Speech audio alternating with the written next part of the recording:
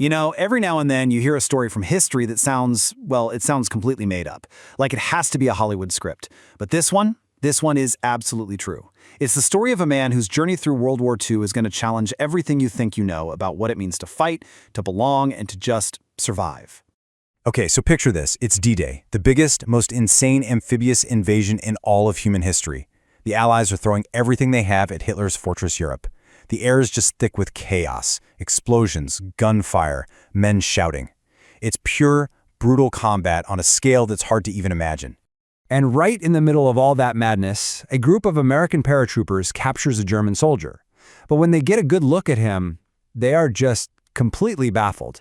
He isn't German. He's not even European. He's East Asian.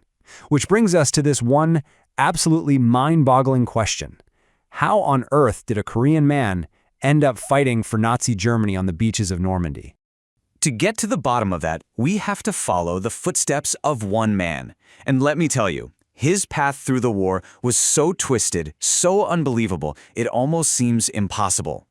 So the soldiers who found him, they were part of the 506th Parachute Infantry Regiment, the famous Band of Brothers. And you can just imagine their total shock. Here's a soldier in a German Wehrmacht uniform, thousands and thousands of miles from where they'd ever expect him to be from.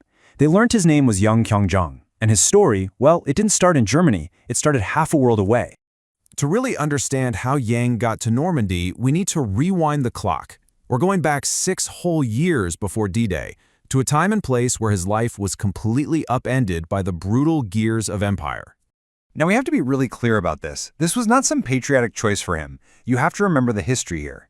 Since 1910, Korea had been living under this incredibly harsh Japanese colonial rule. Their language, their culture, everything was being suppressed. So when Japan made military service mandatory for Korean men in 1938, it was a whole other level of cruelty, forcing a colonized people to go fight and die for their oppressors. So, at just 18 years old, Yang is shipped off to Manchuria to serve in Japan's army. A year later, he's thrown into this huge, bloody border war against the Soviet Union, the Battle of Khalkhin Gol. The Japanese get absolutely crushed. And in the middle of that chaos, Yang is captured by the Soviet Red Army.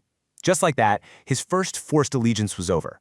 But a new, and maybe even worse, chapter was just beginning.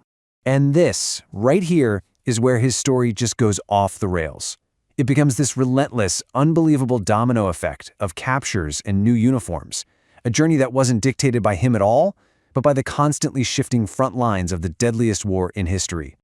After being captured, Yang gets thrown into the Soviet Gulag system, which, it was hell on earth. As a prisoner of war, he's facing starvation, backbreaking forced labor, and disease in these freezing Siberian camps. For years, this is his reality. But then, in 1941, the entire world shifts on its axis again when Nazi Germany invades the Soviet Union.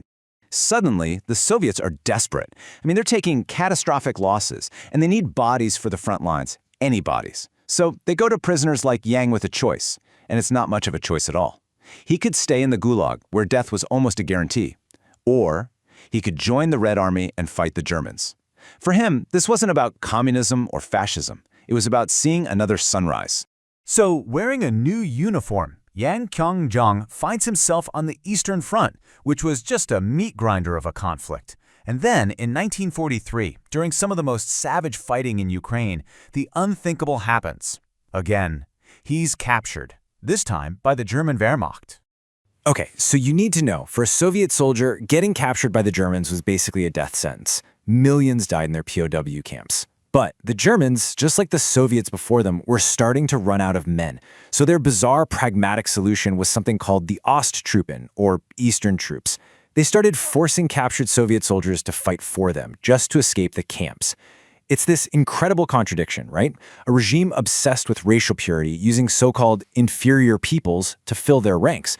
And get this, while Yang's personal journey is just one of a kind, he wasn't entirely alone in this weird predicament.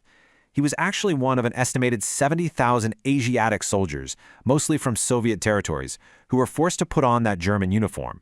It's a massive, forgotten part of the war. So, Yang Kyoungjong gets his third uniform in less than 5 years.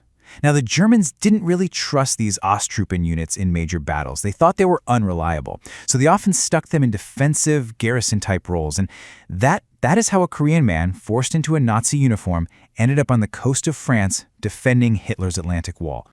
Which brings us right back to where we started, D-Day, and his capture by the Americans.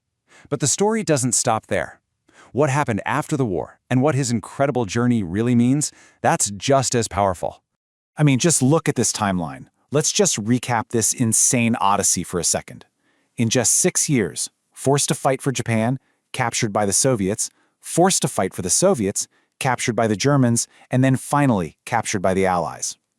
A man from a colonized country dragged across continents wearing the uniforms of 3 warring armies, all because he just wanted to stay alive.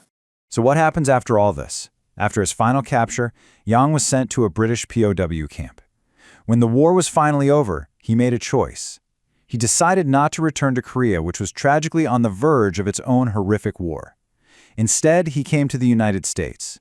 He settled down in Illinois, got married, had a family, and lived a completely quiet, normal, unassuming life until he passed away in 1992.